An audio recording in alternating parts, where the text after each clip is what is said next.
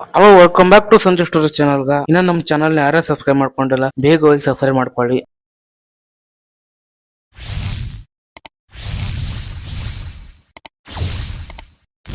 First update ಏನಂತಂದ್ರ ಅನಿಲ್ ಕುಂಬ್ಳೆ ಅವರು ಒಂದು ಸ್ಟೇಟ್ಮೆಂಟ್ ಕೊಟ್ರ. Rajat Patidar back to back IPL trophy ಗೆಲ್ಲೋದು ಅಷ್ಟು ಸುಲಭ ಅಲ್ಲ. ಮುಂಬೈ ಮತ್ತು ಚೆನ್ನೈ ಮಾತ್ರವೇ ಆ ಸಾಧನೆ ಮಾಡಿದೆ. ನಾಯಕನಾಗಿ ರಜತ್ ಅದ್ಭುತವಾಗಿ ತಂಡವನ್ನು ಮುನ್ನಡೆಸಿದ್ದಾರೆ ಅಂತ ಸ್ಟೇಟ್ಮೆಂಟ್ ಕೊಟ್ರ. Back to back IPL champions ಆಗೋದಂದ್ರೆ ಅಷ್ಟು ಸುಲಭ ಅಲ್ಲ, ಬಹಳ ಕಠಿಣ. 2 ವರ್ಷಕ್ಕೆ ಕಪ್ ಗೆಲ್ಲೋದಂದ್ರೆ ಅಷ್ಟು ಈಸಿ ಇರಲ್ಲ. ಇಲ್ಲಿವರೆಗೂ 2 back to back IPL trophy ಗೆದ್ದ ತಂಡಗಳ ಯಾವನಿದ್ರ ಅದೊಂದು ಚೆನ್ನೈ ಮತ್ತೊಂದು ಮುಂಬೈ.